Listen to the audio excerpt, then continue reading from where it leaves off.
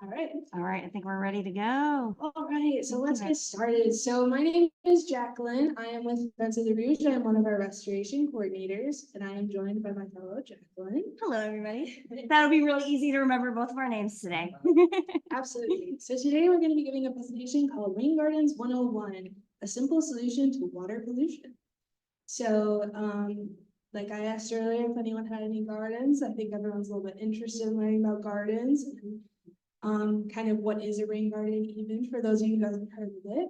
So what we're going to be talking about today is just kind of what is stormwater and what's the problem with stormwater in Southeast Michigan. And then, of course, what is a rain garden? And then how can you create a successful rain garden and what does that actually mean? And then we'll have a little bit of time for some questions and answers.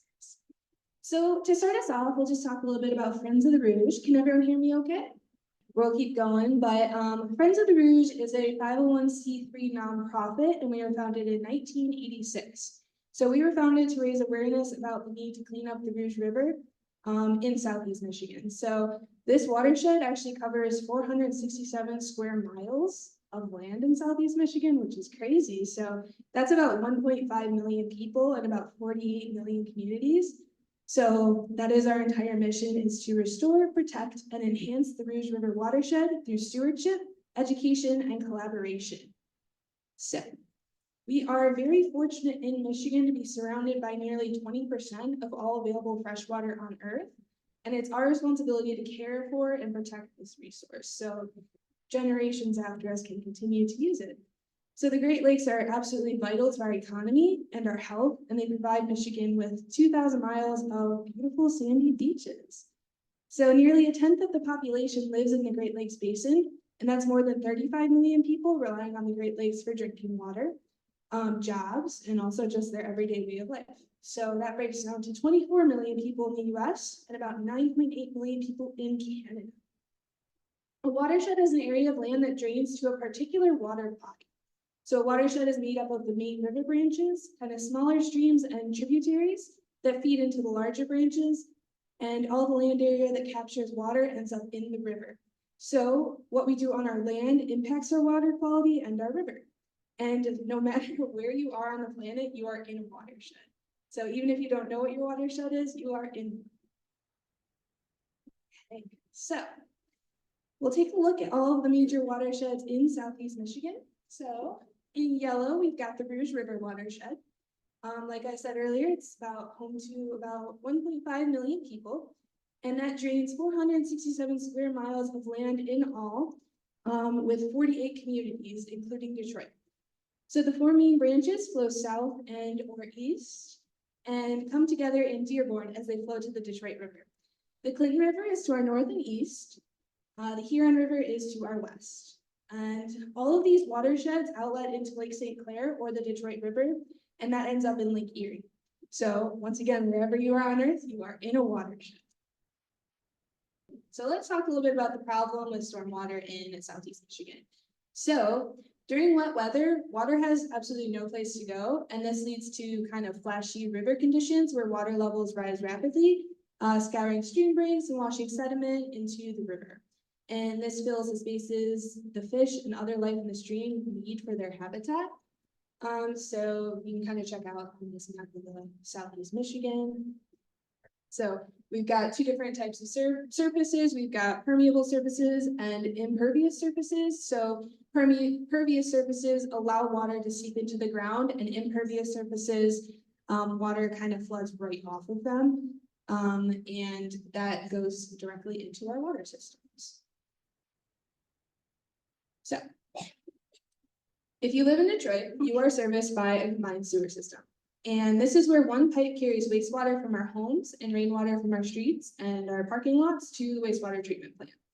And this is fine when there's not a lot of rain, but when we get a lot of rain or a lot of snow, which is Michigan, of course, that pipe fills to capacity. So to prevent street flooding and basement backups, the slurry of raw sewage, cleaning agents, oil, road salt, and kind of whatever you can think of, that kind of gunk, is discharged into the Rouge and Detroit rivers. So that's a huge problem for the river, and it's the reason Detroit is investing in more natural solutions to reduce rainwater and keeping it out of our sewer system. So just definitely keep in mind that whatever is on our driveway, on our impervious surfaces, ends up in our habitats. So in total, Detroit has 55 uncontrolled sewer overflow points discharging into the Rouge and Detroit rivers. There are 17 in the Rouge and the rest are in the Detroit River watershed. So the Detroit wastewater treatment plants sustain peak primary treatment capacity for wet weather flows is 1,700 MGD, if that means anything to you. And the sustained peak secondary treatment capacity for wet water is 930. So that capacity overall, if that didn't mean anything to you, is exceeded during the heavy rainfall. So when that happens, the water is partially treated and discharged right into our Rouge River. So if you are a fan of kayaking or canoeing, just imagine how beautiful it would be if we could paddle through our Rouge River on a warm, sunny day. And our hope as Friends of the Rouge is that that can be possible. So we just have to stop the sewage from constantly flowing into our river. So, sorry, you can kind of see on this map all of the different points where our CSOs are located. So a couple things that just note right off the bat. One thing you can do is avoid fertilizer. So you can either use low phosphorus fertilizer or avoid it altogether, which obviously avoiding it altogether is prime. And then keep fertilizers off of paved surfaces and out of drainage paths. So that will keep it from flowing directly into our water systems without anything grabbing it. You can wash your car at a car wash or on your lawn, which your neighbors may think you look silly. Properly dispose of all household hazardous waste and never dump it into a storm drain. And pick up the pet waste before it rains, which is actually a pretty big one and that we can all do. Most of us have our little friends. So even more things that you can do to improve water quality. Just minimize paved surfaces on your property if it's possible.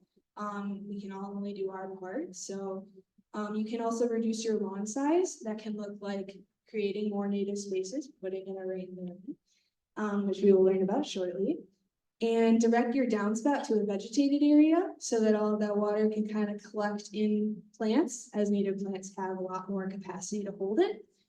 And you can capture and store water with a rain barrel, which we will happily talk about later. And then lastly, you can create a rain garden. So we'll start talking about what exactly that means. So what is a rain garden? It is a garden with a purpose. We like to call them our working dogs, our working gardens. So if you think of service dogs, these are our service gardens. They are designed to temporarily store rain from coming off of those impervious surfaces that we talked about. And once again, those are kind of like roofs, streets, parking lots, just anything where the water can't go in there. And our primary goals of rain gardens are to reduce the amount of rainwater entering our storm drains or our CSOs, our combined sewer systems we talked about, and overall reduce the frequency of flooding. So we'll kind of talk about the parts of a rain garden, the anatomy of a rain garden. And basically, we'll start out with the depression. So when we first start with a rain garden, we want to dig 6 to 8 inches of soil out of the garden, and that kind of creates a shallow area where that rainwater can be stored. So you can kind of see the slope we've got going on there, and the water will flow down that slope as well. And that is where the rainwater can be stored, and where it evaporates, it's taken by plants or it infiltrates into the soil, but it doesn't directly go into our water systems. Inlet and outlet water is directed to flow into the rain garden through a pipe or via a sheet, kind of to flow over the land. And we usually direct a downspout receiving water from the roof to the rain garden, as you can kind of see here, that downward flow. So that outlet is in a low spot in the garden to direct overflow out to the catch basin on the street during a heavy rain, as it would have done before the garden installation. So this, okay. And as for the soil, we amend the existing soil with compost. So if you're familiar with compost, Sharp sand is also added for sites that have kind of heavier clay soils. And everyone's favorite part, of course, is the native plants that we add. So the native plants are used due to their kind of ease of maintenance. So kind of, they will differ a little bit site to site and kind of on your preference and aesthetic. But overall, they have to have the ability to tolerate harsh conditions and a lot of wet and just whatever your site entails. So if you select these plants properly for your ecosystem, they can kind of withstand spring rains and summer drought both once established, and quite a lot, they help quite a lot with flooding. So if you have kind of a wet area in your yard that you notice, you will not notice that the next season. And then mulch is also added, and that helps to hold in moisture for the beginning when the plants are young and they need a lot of water, and kind of helps to prevent some of those weeds that will inevitably come. Right here it says at least 3 feet from sidewalks. We would want this rain garden to be built, and as well as driveways or other structures. So you want to keep it away from that. And then for the soil, you want to amend it with compost for more nutrients. And then sharp sand is added to the clay soils, kind of help loosen that up a little bit. And then this is what we talked about at the beginning, the depression, you can kind of see here, depends on the soil type, but about 6 to 8 inches deep. And then it wants to be level on the bottom. Oh, that's my head, sorry. Level on the bottom there, and then the mulch layer is about 2 to 3 inches. So apologies for that black font, but yes. So just going through, and I'll try to read the parts that are a little hard to read for everyone, but when you're creating a rain garden, there's just a few things you want to keep in mind, and we're going to go through all of these, but you first want to select your location. You want to determine what size of the garden you want, and then which native plants you're going to use. And again, that depends on your site and your aesthetic. Prepare the garden area. Preparation always sets you up for success. You want to direct rainwater to your garden. So wherever your site is, wherever you notice that water, that's where your garden wants to be. You actually have to plant the garden, and then you have to cover it with organic mulch, as we talked about, and then maintenance, which is quite the fun part. So for selecting a location, you want to identify your goals, and the very, very first thing you ever want to do if you're going to dig is call Ms. Dig. So call Ms. Dig at 811, make sure you're not about to blow up your house. So when selecting a location, you should think about your yard. Do you want to add privacy or blocking views? Do you want areas for your children to play? Do you have areas that you don't like mowing because they're hard to mow? Do you just want some aesthetic, around your deck or patio? And think about the conditions of your yard. So do you have areas with standing water, kind of following rainy weather? Do you notice puddles in your yard? Do you notice that after snow melts? And then where are you facing? Do you notice sun and do you notice shade? Like, pay attention to those things because those will affect the plants that will succeed in your garden. And just emphasizing one more time, call Ms. Dig first. That is the very important step that you must follow. So, as far as site selection, you want a place where water can be directed to your garden. So greater than 10 feet from the foundation of your home or building, and 3 feet from any sidewalks and driveways or any structures. And no more than 30 feet from the source of water. So this black that we've got on this one, this is just the credits. This is from Rain Gardens of the Rouge River. So, but you can see here it's 10 feet from the home and where rainwater is flowing. When you are sizing your rain garden, this does not need to be too technical, I promise. In most cases, a garden drains about 1/4 of a 1,000-foot square home. It's about less than 50 square feet. So it doesn't have to be big enough. And that's just with a 4-inch depression that we talked about, when you kind of dig in. And rain gardens are designed to drain within 24 to 48 hours. So after a big heavy rainfall, when you notice they filled up with water and done their job and caught all that, that should go away within 1 to 2 days. And then, as we move on, as we select our plants, which is the fun part, typical lawn grass only has roots a couple of inches deep, which here, oh yeah, if you want to pass it around. Sure. So this is our demo. Here's our lawn grass. Here, let me move it here so folks on the web can't see it. So this is our lawn grass. It really only goes a couple inches deep. Let's see. We have some purple coneflower, some lead plant, butterfly milkweed, and buffalo grass. Which ones do you guys want to see? Some coneflower? Okay, let's see. So start looking at a purple coneflower. That goes 5 feet deep, much more. That's okay. Or so you can't see, I don't know if the Zoom can see on the ground, but that's about 5 feet. You can check it out on the graphic though, that long grass is tiny, absolutely tiny. So There's some of our other native plants. Our lead plant goes 15 feet down into the ground. This one's lead plants. So we also have an additional handout with some of our favorite native plants as well. yes. But just as a good visual of how powerful native plants and their roots can be. And if you keep in mind that the roots are what soak up the water, now you'll understand why you get puddles on your lawn. So And why you have to water it like all the time. right. So we'll just point out once again, this is long grass right here, our little teeny tiny roots.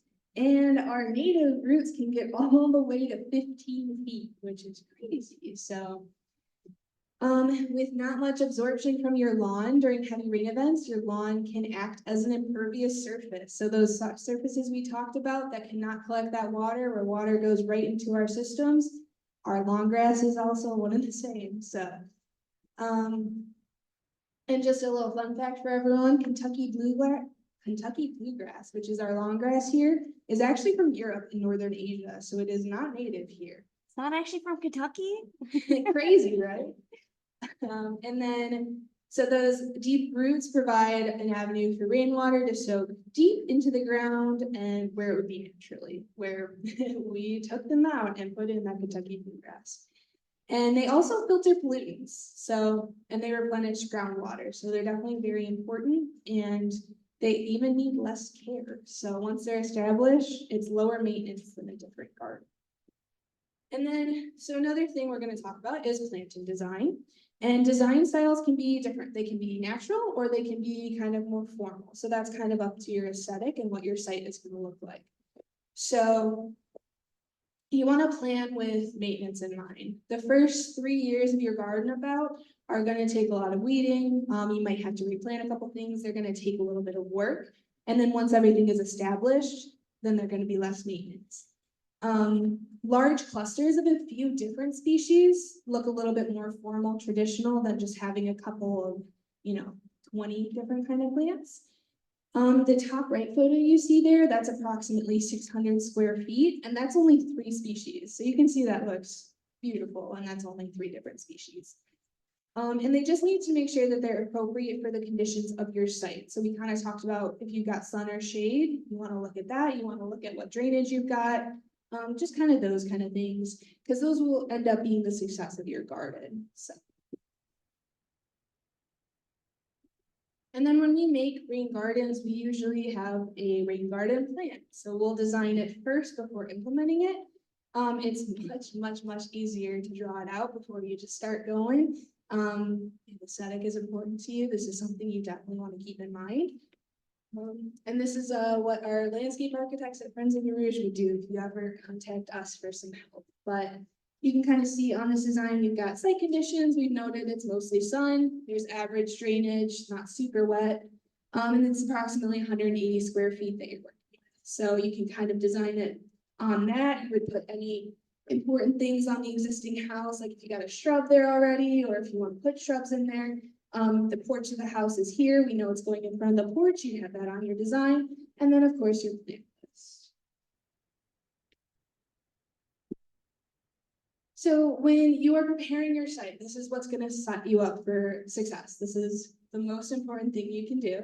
So when you're replacing your lawn grass, you want to be sure to remove all of it.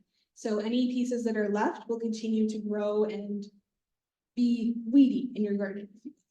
So the simplest solution with rain gardens is to dig out the soil, since you have to remove a minimum of 8 inches to create a space for the water to pool. and then about 8 inches. And then add compost or the sand we talked about if you have a site that is full of clay. And you want that pooling area to be 4 to 6 inches deep. So where the water is pooling, that's how deep that'll be. And then you can use soil to create a kind of berm around your site, and that just is like a raised lump of soil basically around there, kind of like a little fence. And that fills low spots in your yard or kind of shapes off your garden. And it can kind of even slope water away from your home. Do that. So when you're removing sod, you can use sod remover. You want to dig it by hand, till. You can smother it. You can do a little combination of all of that. And then generally we recommend that you add compost as well. So when you're directing rainwater to flow into your garden, that is the important part, right? That is what's going to make it a rain garden. So you want to disconnect the downspouts from your home. So, or your garage, wherever you're putting the garden, and you're going to want to cut it. You're going to want to plug or cap the sewer pipe, and then add an elbow piece and gutter extension to direct that flow into your rain garden. And that just means you're shaping that piping so that it's going into your rain garden. We're going to get to the Q&A, I promise. So just hold on to those questions. And then we like to kind of dig a trench here so to extend the downspout into the garden so that there isn't any obstacles to mow around and it looks neater and tidier. And it's really important to keep at least a 2% slope from the downspout to the garden so water doesn't remain in line. And water should freely flow into your garden.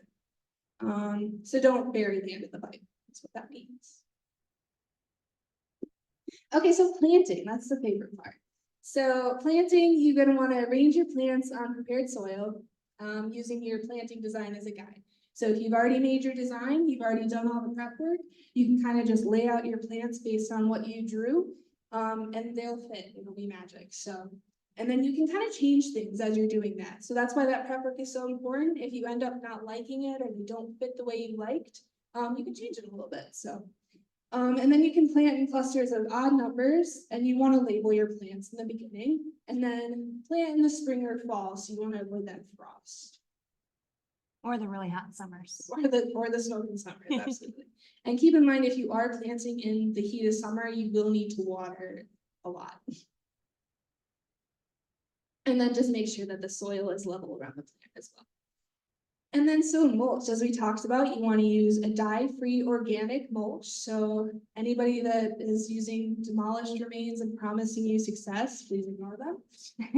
You want to place a 3-inch layer of mulch around the plants in your garden to kind of retain moisture. That helps your young plants really get in the moisture they need. And it also helps to suppress any weed growth. So that's why it's important to, again, check your mulch and make sure there's not a ton of weed seeds. You will probably get a little bit, and that's normal. You will have to weed the first few years, but you don't want something that is super just full of weeds. So make sure you're looking for an organic mulch. And then add a thicker layer of mulch around the perimeter of the garden to keep out lawn grass. That lawn grass we talked about, it sure is pesky, and it will try to take over. And then the maintenance that I keep promising you. So you will have to maintain your garden first. So watering is very important. You want to keep checking your plants, check your soil, make sure the soil is not dry. If it's dry, just give it a little bit of a sprinkle. If it is in the dead of heat, you will notice that the soil is always dry. And so you'll always have to water. And then you want to make sure that you're weeding. That's kind of why it's important to label your plants as well. You don't want to pull out your plants if you're not as familiar with what they look like. So you're going to need to be weeding for the first couple years because they will try to take over your garden. Just some edging, pest control, invasive plant control kind of goes with the weeding. Trimming back any herbaceous plants, even your own plants in your garden can try to take over, the ones you planted. Some are more fast growing than others. Some will kind of sprawl along your garden and crowd out the other plants that you would also like to have room in your garden. So just trim them back a little bit if needed. And then planting and transplanting and thinning them out. You can move your plants around, they'll be okay. So if you end up not liking where they're at, just go ahead and move them around your garden, just dig them out, make sure to dig their roots out.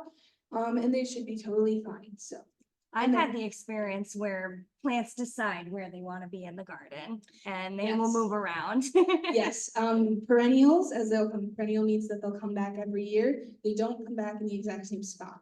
So if you are very particular about what the aesthetic should be in your garden, you might just have to move them over once in a while. So if you just don't like what they're looking like. Or if you have like something like a milkweed with a lot of fluff on the seed, the wind disperses those naturally, so they might end up in other places. So you could just collect those seeds before that happens. Yes, that is a good point. So once Yes. again, what she said was plants like milkweed, to avoid them from spreading in places you don't want, just pay attention when they go to seed and just cut those. Unless you want the seeds to disperse, then leave them up. Or you can cut them off and disperse them yourself. Or you could share them with friends and family. I love doing that, Absolutely. especially the milkweed pods. It's all like right in one.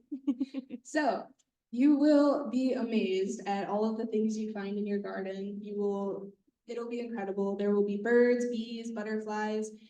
You're gonna hear more than you thought you would.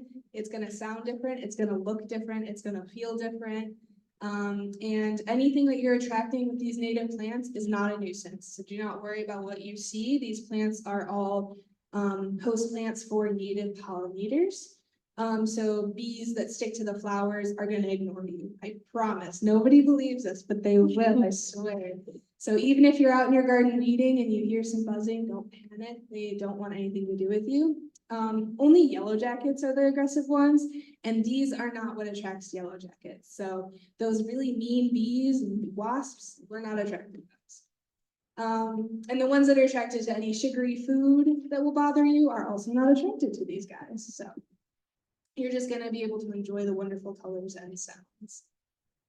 So yeah, it doesn't matter, like we said earlier, what size your garden is, or it just depends on your location. We at Friends of the Roost have worked in neighborhoods all across the city. We focus on different regions every year. So just a little fun fact about what we do when we install gardens. So we have a goal to continuously fill our half of our watershed, but we are encouraging everyone to do their part. So what you're seeing here is actually our office building. That's our parking lot. We encourage rain gardens to be planted where our home is as well in Plymouth. And you can see we shaped them out, we designed them, and this does a lot for the parking lot as well. You won't see any cracks in our parking lot because water is not pooling in it. It is pooling in the gardens, as you can see here. This is how they work. And it's been fantastic. It has actually been preventing all of the residents who back up into our office space previously had flooding in their homes. There's a lot of flooding in our area and our whole watershed area, to clarify. And those residents, since we have put in our rain gardens, said that they do not experience basement flooding anymore.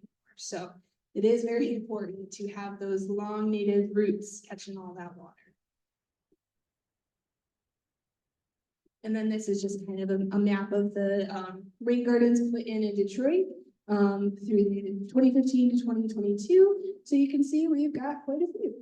And the colors are just by year. So if anyone has questions about that later. And there's so many more than just these gardens pictured there as well. Absolutely. So, and then just a couple slides on talking a little bit about native plants really quick. So just so you can have a little bit of visuals. We'll just kind of click through these, but these are some Michigan native trees and shrubs you can plant. Trees generally don't go in the native rain gardens, but around them, or some trees will go in there. It just depends on your space. So we have done pawpaw trees near our rain gardens at our office. We have some red osier dogwood, so the trees and shrubs can be beautiful as well. And these can add shade and privacy into your spaces as well. So important options to keep in mind. And then just a couple more, you can see that they can be beautiful. So you can add a lot of aesthetic with native plants, which is the myth why people don't want to have native gardens. They think they're not as pretty as exotics. So Do you mind just reading those off?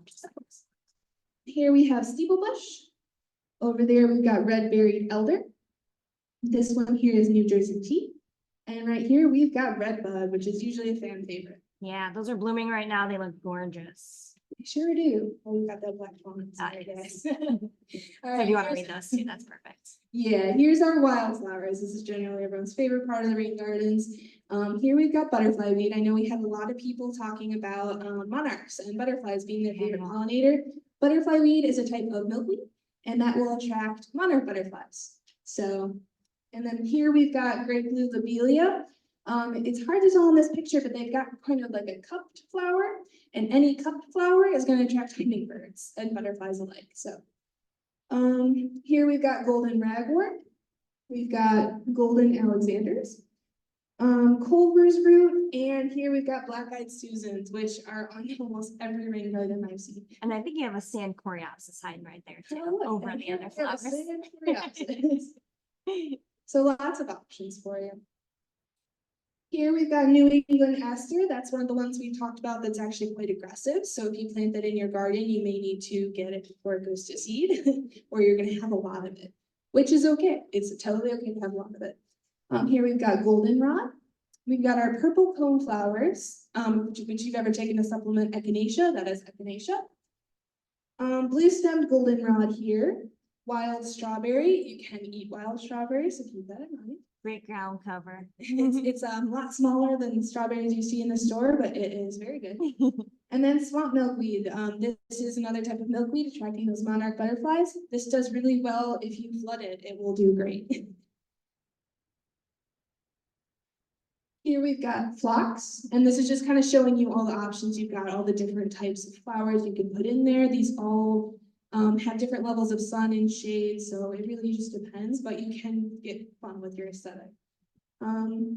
This is called sneezeweed down here. We've got blue flag iris, another one that you can flood and it will do great.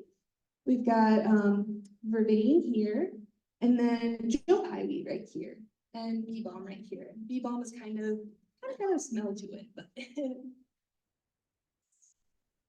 and then you will, of course, make a lot of new friends in your rain garden. So you can see any sort of, this is that milkweed we're talking about, and butterfly is attracted to the flower. It doesn't matter what kind of flower you've got, butterflies will come, but for the host plants, we can kind of walk you through. If you're interested in a certain pollinator, milkweed is a host plant for monarchs, so they'll lay their eggs on the milkweed. Okay, and just like a little plug for us here, we've got a Friends of the Rouge sale and services. So we sell native plants at our native, we have a spring sale and a fall sale, is that correct? Yeah. Okay, and then we also sell rain barrels. So it just depends on what your space is looking like and what you want to do. Our next one is May 18th. And then we also have landscape architects working at Friends of the Rouge, and they can help you with that design that we were talking about. And then we're always available if you have questions. Always go ahead and give us a call. That's totally okay. And then you can go to therouge.org for more information. But I know there's lots of questions. So what questions? Or maybe there's no questions. Well, there was something on one of the screens that said something about the downspout and then something about the covering the sewer drain or something like that. Ah, yes. So if you live in a community with a combined sewer, if you have your gutters directed into a pipe near your home, that means it's likely going directly into the sewer. So when you are extending that downspout to something like a rain garden, you just want to cap that pipe as well, just so no excess dirt, debris, or water is getting into that, keeping all of that water out of the sewer system when it rains. Yeah, does that answer the question? Okay, great. Yes, good. What do you do if you have a flooded backyard? And there's no place for it to go? That's when you put in a rain garden. So are you noticing the flooding along your entire backyard? Well, in my backyard, I have two gardens up, Arc of Gardens by the house, Arc of Gardens in the back, squared off.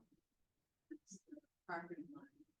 And it's raised berms. Okay. Garden. So, and I had added soil and, long story short, when we have these torrential rains, I'll get water at the end of the garden where it meets the back. garden.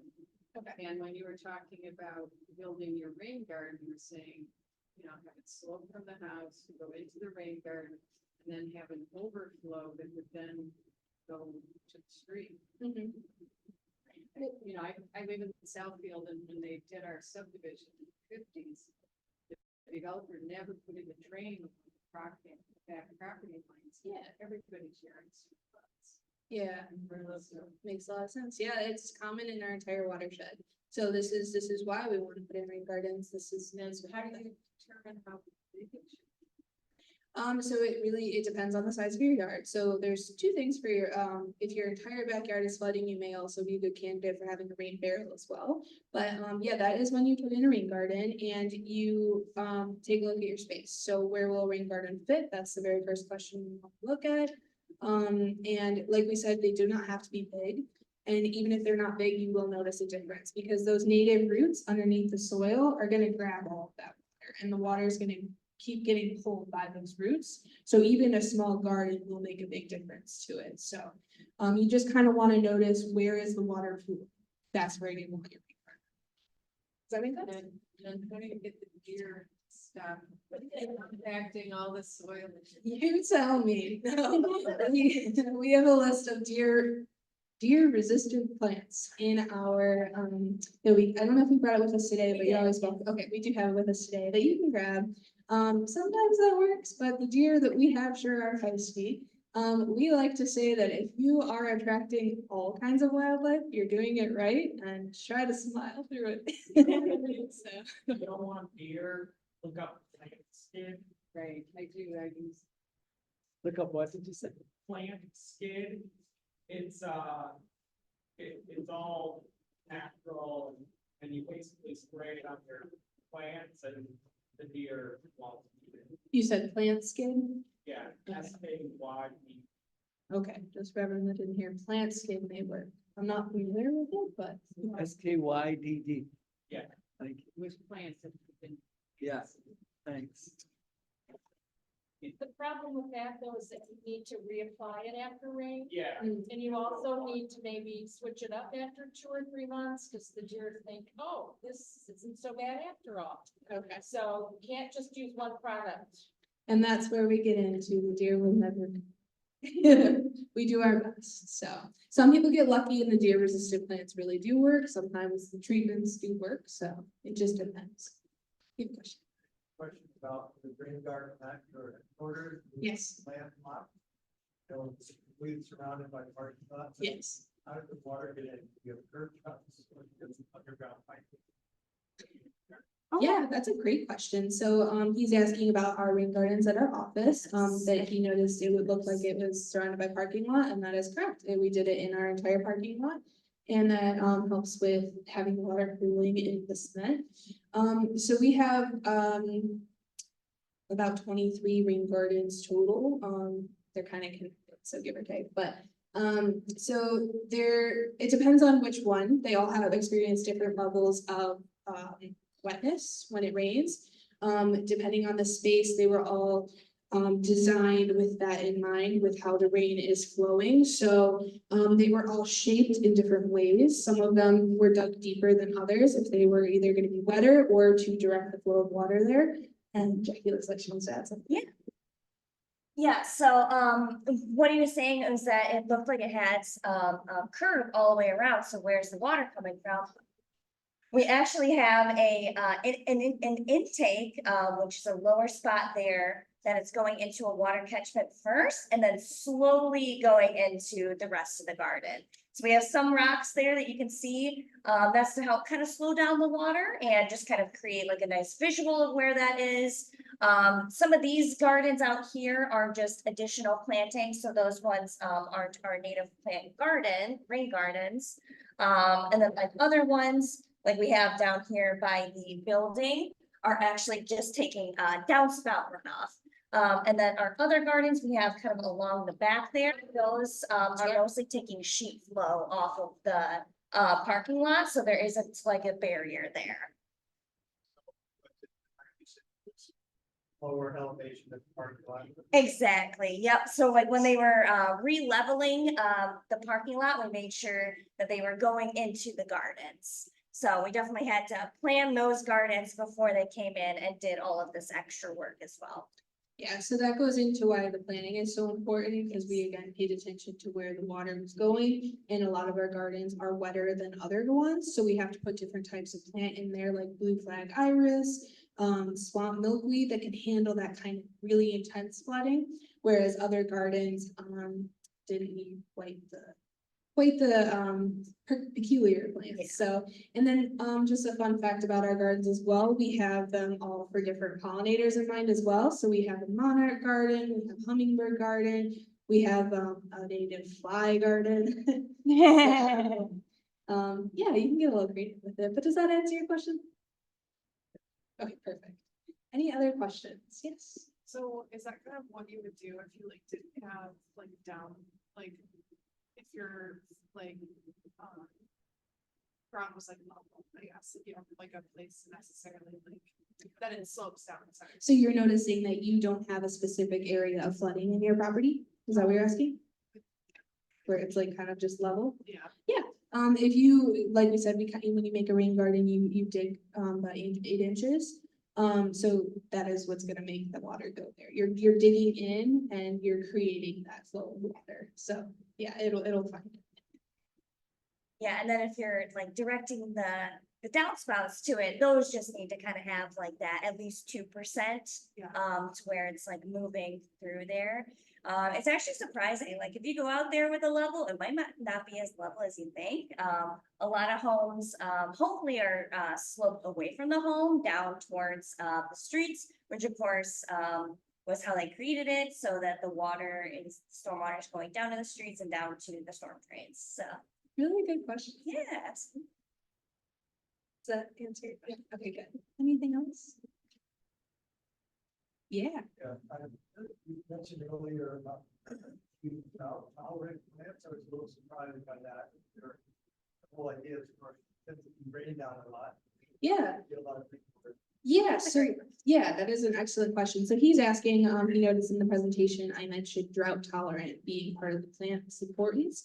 That is just as a whole Michigan native plants, when you're planting these rain garden plants, they will withstand both the heavy flooding and droughts. And as you know, living in Michigan, we do experience weird weather.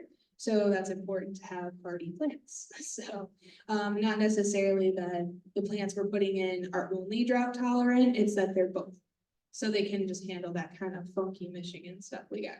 Yeah, and that's because that they have the deep root system, so in the wet weather, they're pulling down that water into the ground and being able to manage it. And during the dry weather, they're able to tap into the groundwater that's already existing there. Versus like your lawn grass, that's why it dies off in the really hot summers. And these plants are adapted to Michigan, so they kind of already know that that's kind of what Michigan does. Absolutely, and just a note on that is when they're young, they obviously, like when you're first planting, you'll see their roots. They are not going to be this long right away, obviously. So in those first few years, that is important to keep watering your plants in those conditions before they are able to kind of board for themselves. So, great question. Absolutely. Work through the play. Exactly, yes, I was just about to Yes. mention that about clay. So if you have a lot of flooding really frequently in your backyard, you might have really clay soils, which makes it really hard for the water to get through. But once you put in some native plants and once they get established and get those deep roots down, they're very fibrous roots, so they're able to kind of break up that clay and create space underground for the water. And just like how we lose hair and it dies, same happens with plant roots. So when those roots die, it's creating space in the ground to hold that water as well. Yeah, and that's what we mentioned with the sand as well, when you're putting it. And you can kind of do this in a shady area. Yes, yep, it's for shade, you would just want to find plants that like the shade. Yes. So, Yes. Are most of the perennials because they are native? yes, Yes. that's correct. That is an excellent point. Absolutely. She asked if they are perennials because they are native, and yes, they. Yep, all of the plants that we put in are native. But if you like some annuals, like I have some annuals like around my garden, you can definitely add those in to your aesthetic as well. Yeah, absolutely. It's a very personal thing. And there's a good selection of shade liking plants that grow well in a rain garden. Absolutely. Yes. Yes. We have a short list that we brought here today of some of our favorite rain garden plants. Some of them definitely do love the shade. But if we have everyone sign up once we're done, we can send you even more resources. We have so many plant lists on our website. If not, you can feel free to email us directly and we're happy to answer any more questions.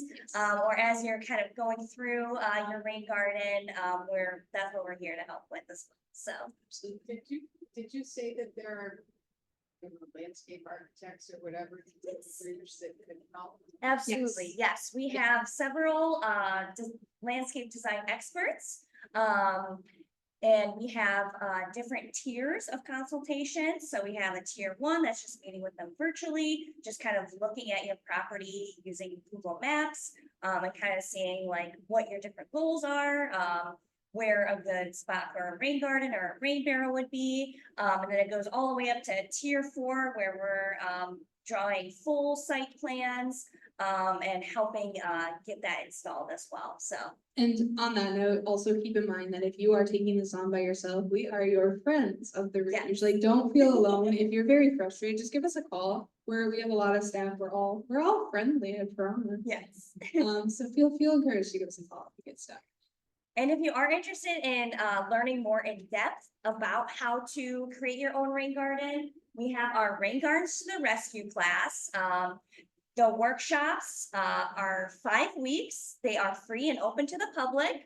This year, we're going to be holding it at Salina Intermediate in Dearborn. We have all of this information on our website, and I have some flyers over here as well. We are also awarding some gardens in some of the South End neighborhood communities. But you could definitely feel free to come to that and to come to all of the workshops. We do also have additional funding to help others get plants and supplies and get that rain garden in the ground. Yes, you have a question. I know that there's 2 rain gardens in Beechwoods. Yes. Southern, southwestern corner. Are there any other plans for rain gardens in our community on public property? It's a great question. Oh, that is a fantastic question. And the short answer is yes. The long answer is Maybe not yet. Yeah. we have that Yeah. information on our website in detail, so you can Yes. check that out. Are we waiting for funding? Always. Always, yes. So, And sometimes the public saying, hey, we need some more rain garden. Yeah, So this is- definitely feel free to voice that opinion. Absolutely. It's what people want. Yes. There's a, I live in Royal Oak, and there's a large rain garden the city put in Pioneer Park. Do you guys know? Pioneer Park. Royal Oak is in the Clinton, so the Clinton, Yeah. friends, the Clinton River Watershed Council may have had a hand in that. I'm not entirely sure though. They do have beautiful stuff. Oh, that's, It really helped us, Normandy doesn't fund. oh, Yes, that's wonderful. yes. Yeah, We are yeah, solving working in our problems. watershed. We could probably compare that to Edward Hines Drive. There's a lot of work being done, so we're working on the flooding I there. mean, that one's meant to flood, so that one will probably still flood. Yes. So rumor has it, for anybody that's in, so I work for Parks and Recreation. Thank you for being here. That's why we're here. So rumor has it that we're gonna get a rain garden at Mary Thompson Farm. Yes, I've heard of that one, yes. And Very also one somewhere on this campus, out in front somewhere, and I know they're still working on funding. And they're gonna be looking for volunteers to help. So please keep your eyes open. Yes, and on that note, if you are ever looking for opportunities, check out Parks and Rec first. And then check out us. We have plenty of volunteer opportunities where you can kind of get your feet wet. We always include education in our volunteer opportunity. Not literally get your feet wet. Probably. Sometimes, Maybe a no. So we have lots of different opportunities in all of our different departments. So we've got education, restoration, we've got some trails opportunities. So whatever you're feeling like you wanna get some experience in, we've got it. Come check us out. So, Absolutely, and I'm sure we'll be sharing out about those garden opportunities when they become available. We have an email newsletter that goes out every 2 weeks. And we also, of course, need help with all of our 23+ rain gardens at Plymouth. Jacqueline has a lot of fun work days planned there throughout the summer and the fall too, so. we've got Definitely themes like ladies night in the garden, so we'll do some weeding and then go out for a drink. So we've got some fun things going. My favorite is gonna be the one in October. It's our Ooh, Foolish garden Garden gala. Gala. Yes, Gonna we have dress lots of fun up stuff. and have fun in the garden, so Yes. yeah, definitely check that out. But any other questions? I just want to thank everyone so much for bearing with us. We have some technical issues Yes, thank you guys going so on. much. So sorry about that. And also thank you to everyone. This was my very first time doing this, so I know it was a little rough. But I appreciate you guys were absolutely wonderful and stayed smiling and didn't throw tomatoes at me. So Yes.